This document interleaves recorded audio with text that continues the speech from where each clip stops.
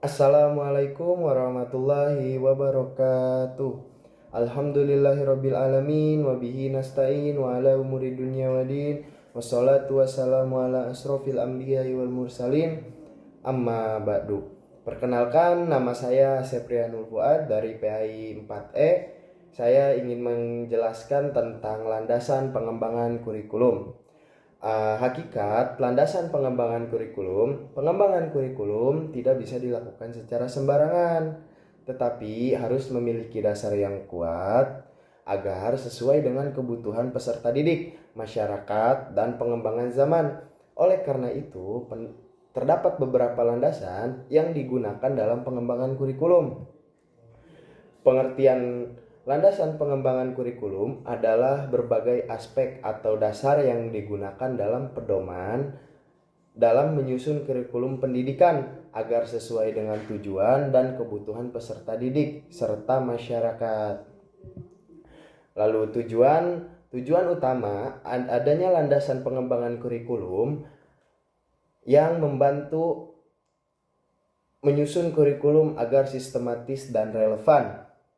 Lalu mengembangkan ajaran yang sesuai dengan perkembangan peserta didik, sesuai dengan kurikulum, dengan nilai agama, budaya, ilmu pengetahuan, dan teknologi. Lalu meningkatkan kualitas pendidikan agar menghasilkan lulusan yang sangat kompeten gitu. Lalu apa sih manfaatnya? Manfaatnya, landasan pengembangan kurikulum memiliki beberapa manfaat, seperti menjamin bahwa kurikulum memiliki arah yang jelas dan terstruktur gitu. Lalu memastikan kurikulum sesuai dengan kebutuhan peserta didik dan masyarakat. Lalu membantu guru dalam menerapkan metode pembelajaran yang efektif kurikulum tersebut. Lalu mendorong inovasi dalam peserta didik agar tidak tertinggal oleh perkembangan zaman. Jadi kurikulum itu supaya tidak tertinggal oleh perkembangan zaman yang semakin pesat. Lalu apa sih macam-macam landasan pengembangan kurikulum? Yang pertama, landasan filosofi. Hubungan dengan nilai-nilai dasar yang dianut dalam pendidikan seperti nilai agama, nilai moral, dan nilai etika. Lalu yang kedua adalah landasan psikologi berkaitan dengan pengembangan peserta didik dalam aspek kognitif, berpikir, afektif, jadi emosional, dan psikomotorik atau keterampilan. Lalu yang ketiga, landasan psikologi memperhatikan kebutuhan dan pengembangan masyarakat. Kurikulum harus mampu menyiapkan peserta didik agar dapat berkontribusi dalam kehidupan sosial. Lalu yang keempat, landasan ilmiah dan teknologi. Berdasarkan pengembangan ilmu pengetahuan dan teknologi, untuk memastikan kurikulum tetap relevan, mengintegrasikan aspek digital dalam pembelajaran. Lalu yang kelima, landasan pedagogis. Berdasarkan prinsip pendidikan dan pembelajaran, kurikulum harus mendukung metode pengajaran yang efektif, inovatif, dan sesuai dengan kebutuhan peserta didik gitu. Selanjutnya adalah landasan filosofis dalam pengembangan kurikulum. Landasan filosofis dalam pengembangan kurikulum adalah dasar yang digunakan untuk menentukan arah, nilai, tujuan pendidikan berdasarkan filsafat tertentu. Filsafat pendidikan memberikan pandangan tentang hakikat manusia, tujuan hidup, serta bagaimana proses pendidikan harus dijalankan seperti itu. Lalu tujuannya, landasan filosofis menentukan arah dan tujuan pendidikan yang jelas, salah satunya. Lalu yang kedua, menyesuaikan pendidikan dengan nilai-nilai budaya, agama, dan kebutuhan masyarakat. Lalu yang ketiga, menjadi pedoman dalam penyusunan kurikulum yang sesuai dengan perkembangan zaman. Jadi mengikuti dengan zaman supaya tidak tertinggal oleh zaman. Lalu yang keempat, membantu dalam menentukan metode pembelajaran yang efektif gitu supaya jelas maksudnya. Lalu manfaatnya apa sih? Manfaatnya satu, menjadikan kurikulum lebih bermakna dan relevan dengan kehidupan. Lalu yang kedua, memberikan prinsip dan nilai dalam proses pendidikan. Lalu yang ketiga, membantu dalam menghadapi perubahan sosial, budaya, dan teknologi. Lalu yang keempat, memastikan pendidikan berjalan sesuai dengan tujuan rasional atau keagamaan yang dianut gitu. Alasan landasan filosofis menjadi dasar pengembangan kurikulum. Yang pertama, menentukan nilai dan prinsip dasar harus ada dalam pendidikan. Jadi, yang kedua, membantu dalam merancang kurikulum agar sesuai dengan kebutuhan peserta didik dan masyarakat. Lalu yang ketiga, menyesuaikan kurikulum agar budaya dan agama dianut dalam suatu negara atau komunitas, sama ibaratnya benar-benar saling belajar satu sama lain supaya tidak tertinggal gitu. Lalu yang keempat, menjamin kesinambungan pendidik dari generasi ke generasi. Jadi saling bersinambungan itu saling timpang tindih gitu loh antara generasi sebelumnya dan generasi yang akan mendatang, tapi tidak tertinggal oleh zaman.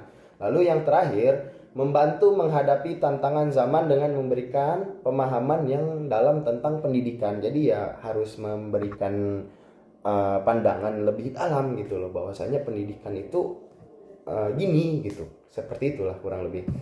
Lalu ruang lingkup landasan filosofis itu, pertama, hakikat manusia. Pendidikan harus memahami dan mengembangkan potensi manusia secara fisik, intelektual, dan sosial, apalagi spiritualnya gitu loh. Lalu yang kedua, hakikat ilmu pengetahuan. Kurikulum harus berbasis pada ilmu yang benar dan bermanfaat bagi kehidupan. Jadi kurikulum itu harus sesuai dan manfaat dengan ilmu kehidupan gitu loh, supaya benar-benar saling bergandengan tangan. Lalu yang selanjutnya adalah nilai moral. Kurikulum harus mengajarkan nilai moral, nilai-nilai leluhur agar peserta didik menjadi manusia yang berakhlak baik. Jadi ya ibaratnya berakhlak baik. Selanjutnya, hakikat tujuan pendidikan. Menentukan apa yang ingin dicapai dalam proses pembelajaran. Selanjutnya, macam-macam filsafat dalam landasan pengembangan kurikulum. 1. Filsafat pendidikan modern.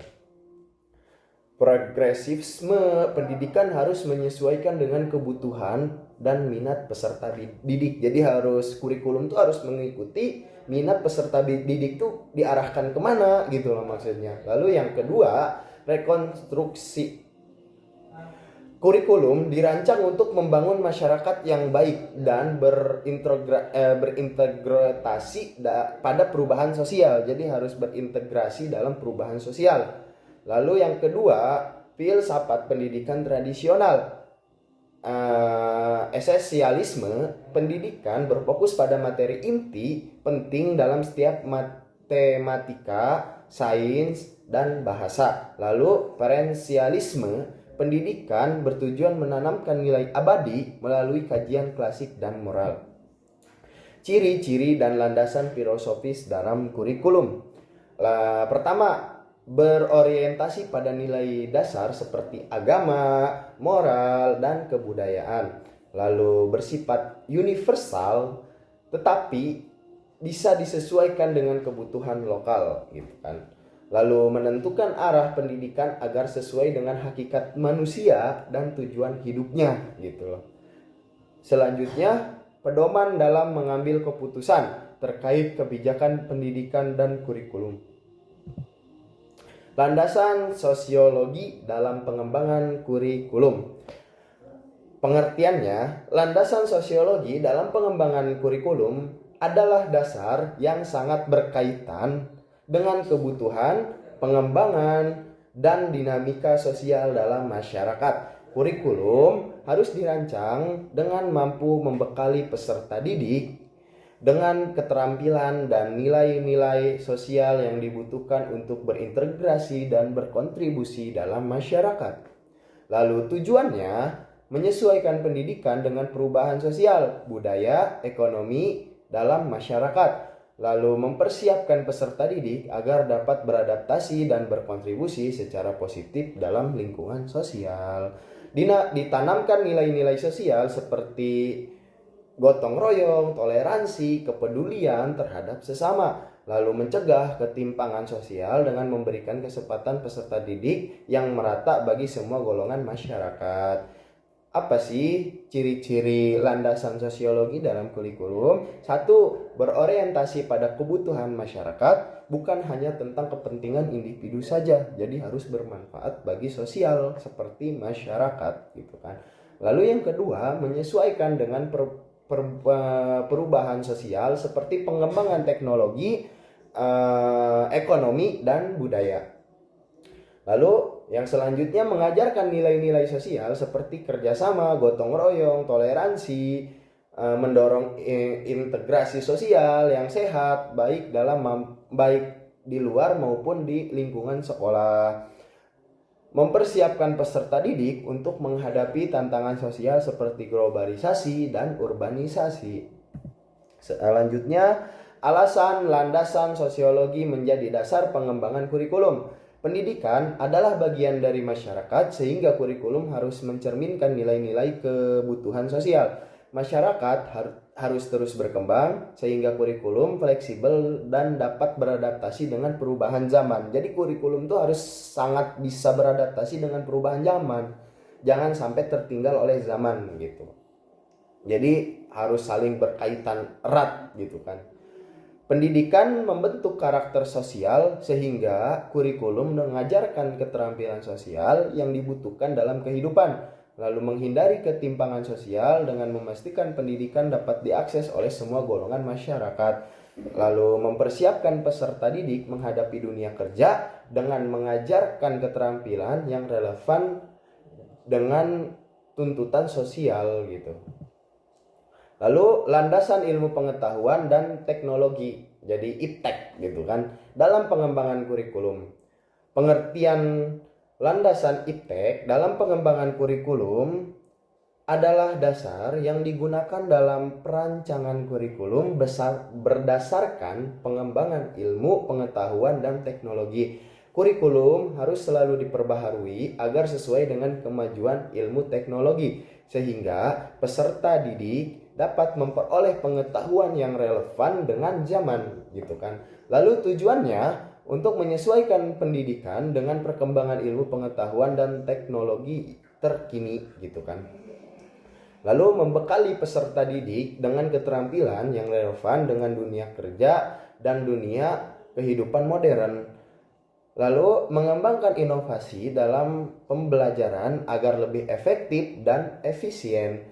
Lalu menyiapkan peserta didik agar mampu menghadapi tantangan global dan berkontribusi dalam perkembangan masa yang akan datang.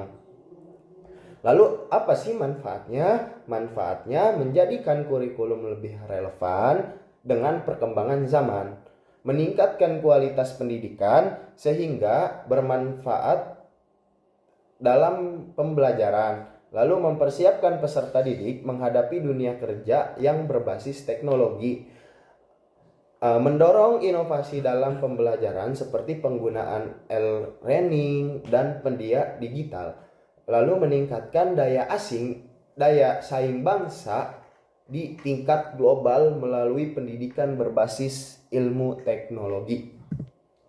Ciri landasan IPTEK dalam kurikulum. 1. Berorientasi pada perkembangan ilmu dan teknologi. Kurikulum harus diperbaharui sesuai dengan kemajuan ilmu teknologi. Lalu menggunakan teknologi dalam belajar seperti e-learning, multimedia, platform digital lainnya. Lalu mendorong inovasi dalam berkreativitas. Kurikulum harus memberikan ruang bagi peserta didik untuk membanggakan ide-ide mereka gitu kan. Lalu berbasis pada riset dan data ilmiah. Jadi harus sesuai dengan riset dan data ilmiah. Materi yang diajarkan harus memiliki dasar keilmuan yang sangat kuat. Alasan landasan IPTEK menjadi dasar pengembangan kurikulum. 1. Dunia terus berkembang pesat dalam bidang ilmu teknologi sehingga kurikulum itu harus selalu diperbaharui agar tidak tertinggal. Dan teknologi mempengaruhi hampir semua aspek kehidupan termasuk pendidikan, ekonomi, dan sosial. Peserta didik harus dipersiapkan menghadapi tantangan global seperti digitalisme dan revolusi industri 4.0. Maksudnya 4.0. Pembelajaran akan lebih efektif dan menarik jika didukung dengan teknologi yang modern. Lalu ilmu teknologi dapat meningkatkan kualitas pendidik hingga menghasilkan sumber daya manusia yang unggul dan kompetitif. Lalu selanjutnya, landasan organisator dalam pengembangan kurikulum. Landasan organisator dalam pengembangan kurikulum adalah dasar yang berkaitan dengan struktur, perencanaan, dan pelaksanaan kurikulum dalam sistem pendidikan. Landasan ini memastikan bahwa kurikulum dirancang dan diimplementasikan sesuai dengan peraturan, kebijakan, serta organisasi pendidikan yang berlaku. Lalu tujuannya menyusun kurikulum yang sistematis, terstruktur, sesuai dengan kebutuhan pendidikan. Lalu memastikan kurikulum dapat ditetapkan secara efektif di berbagai jenjang pendidikan. Lalu mengoptimalkan peran lembaga pendidikan dalam mendukung pelaksanaan kurikulum, mempermudah evaluasi, dan mengembangkan kurikulum berdasarkan kebijakan pendidikan yang saat ini dilaksanakan. Lalu menyesuaikan kurikulum dengan perkembangan sistem pendidikan nasional dan internasional. Lalu manfaatnya membantu dalam menyusun kurikulum yang lebih sistematis dan efisien gitu loh untuk difahami. Lalu menjamin keterpaduan antara sebagai komponen pendidikan seperti tujuan isi, metode, evaluasi, dan mempermudah koordinasi antara lembaga pendidikan, pemerintah, dan masyarakat dalam mengimplementasikan kurikulum tersebut. Dan membantu dalam pengelolaan dan administrasi pendidikan agar lebih efektif dan efisien. Lalu yang selanjutnya memastikan keberlanjutan kurikulum dengan adanya sistem ini, evaluasi dan memperbaharuan secara berkala. Apa sih ciri-ciri organisatoris dalam kurikulum? 1. Memiliki struktur yang jelas dan sistematis. Yang kedua, berpedoman pada kebijakan pendidikan nasional dan emosional, melibatkan berbagai pihak seperti pemerintahan, pendidik, dan masyarakat dalam pengembangan kurikulum. Lalu menyesuaikan dengan kondisi pendidikan di berbagai jenjang mulai dari SD, SMP, SMA, hingga perguruan yang tinggi. Lalu mempermudah untuk dievaluasi dan diperbaharui sesuai dengan kebutuhan pendidik dan perkembangan zaman. Alasan landasan organisator menjadi dasar pengembangan kurikulum. Dipastikan pendidik berjalan secara sistematis dan terstruktur, lalu menjamin kesinambungan pembelajaran di berbagai jenjang pendidikan, membantu guru mengatur proses pembelajaran agar lebih efektif, lalu menyesuaikan kurikulum dengan regulasi pendidikan yang berlaku, lalu menyederhanakan proses tersebut, proses evaluasi dan berbagai kurikulum secara berkala atau bergantian gitu. Lalu meningkatkan efisiensi dalam administrasi dan pengelolaan pendidikan. Dan mungkin cukup sekian dari saya. Terima kasih telah menonton video. Wassalamualaikum warahmatullahi wabarakatuh.